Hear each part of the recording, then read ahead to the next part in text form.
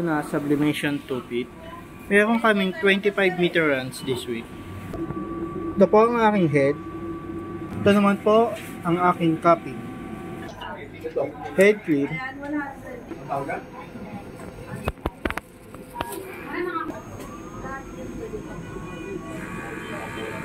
Punasan ng wiper at cupping.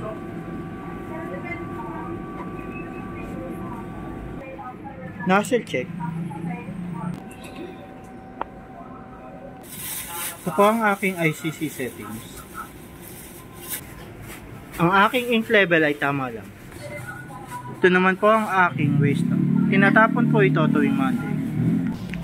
Ito naman po ang aking ABR. Ito po ang aking Sabli ink.